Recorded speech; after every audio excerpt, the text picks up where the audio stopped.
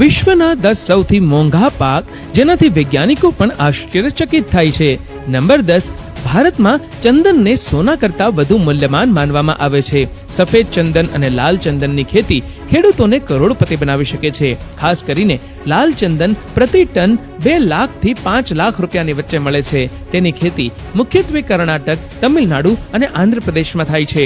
ચંદનના વૃક્ષોની સૌથી નોંધપાત્ર લાક્ષણિકતા એ છે કે વૃક્ષ જેટલું જૂનું હોય છે તેની કિંમત એટલી જ વધારે હોય છે. જો કે ચંદનની ખેતી માટે સરકારી પરવાનગી જરૂરી છે અને લણણી માટે ચોક્કસ નિયમો છે. જો ખેડૂત 10 થી 15 વર્ષ રાહ જોવાની ધીરજ રાખે છે તો આ પાક તેમને કરોડપતિ બનાવી શકે છે. નંબર 9, વેનીલાની ખેતી કરવી અત્યંત મુશ્કેલ છે કારણ કે તેના ફૂલો કુદરતી રીતે પરાગનયન થતા નથી, પરંતુ હાથથી પરાગનયન થાય છે. તેની કિંમત પ્રતિ કિલોગ્રામ 30,000 થી 50,000 રૂપિયા સુધીની હોઈ શકે છે. તે મુખ્યત્વે મેડાગાસ્કર, ઇન્ડોનેશિયા, પાપુઆ ન્યૂ ગિની અને ભારતમાં ઉગાડવામાં આવે છે. વેનીલાનો ઉપયોગ ચોકલેટ, આઈસ્ક્રીમ, પરફ્યુમ અને દવાઓમાં થાય છે. નંબર 8, વસાબીની ખેતી અત્યંત મુશ્કેલ છે કારણ કે તે ઠંડા સ્વચ્છ પાણીવાળા પર્વતીય વિસ્તારોમાં ઉગાડવામાં આવે છે. તેની કિંમત 10,000 થી 20,000 રૂપિયા પ્રતિ કિલોગ્રામ સુધી હોઈ શકે છે. અસલી વસાબી ફક્ત જાપાન, કેનેડા અને યુનાઇટેડ સ્ટેટ્સના ભાગોમાં ઉગાડવામાં આવે છે. તેનો ઉપયોગ મુખ્યત્વે સુશી અને અન્ય જાપાની વાનગીઓમાં થાય છે.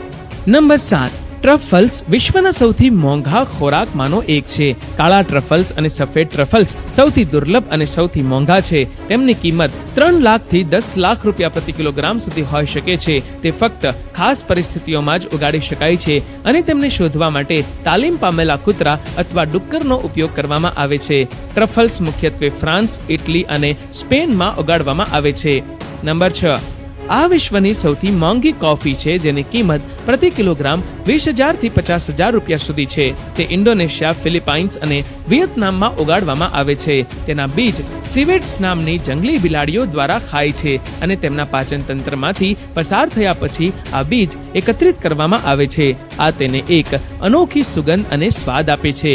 નંબર 5, પેરુના એન્ડીઝ પર્વતોમાં ઉગાડવામાં આવતા મકા મૂળને સુપરફૂડ માનવામાં આવે છે. તેની કિંમત પ્રતિ કિલોગ્રામ 5,000 થી 10,000 સુધીની હોઈ શકે છે. તેનો ઉપયોગ કુદરતી રીતે ઉર્જા વધારવા, હોર્મોન્સ સંતુલિત કરવા અને શક્તિ વધારવા માટે થાય છે. ખેતી ફક્ત ઊંચા, ઠંડા પર્વતીય પ્રદેશોમાં જ શક્ય છે. નંબર 4, જિનસેંગ એક ઔષધિ છે જે પરંપરાગત ચાઇનીઝ દવામાં ખૂબ મૂલ્યવાન છે. તેની કિંમત પ્રતિ કિલોગ્રામ 50,000 થી 1 લાખ સુધીની હોઈ શકે છે. જિનસેંગ મૂળ જેટલા જૂના હોય છે તેટલા વધુ મૂલ્યવાન હોય છે. તેનો ઉપયોગ રોગપ્રતિકારક શક્તિ વધારવા, ઉર્જા પૂરી પાડવા અને માનસિક કાર્યક્ષમતા સુધારવા માટે થાય છે. તેમની ખેતી મુખ્યત્વે કોરિયા, ચીન, યુનાઇટેડ સ્ટેટ્સ અને કેનેડામાં થાય છે.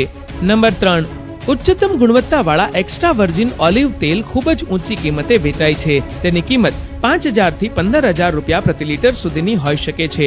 સ્પેન, ઇટલી અને ગ્રીસ વિશ્વના સૌથી મોટા ઓલિવ ઉત્પાદકો છે.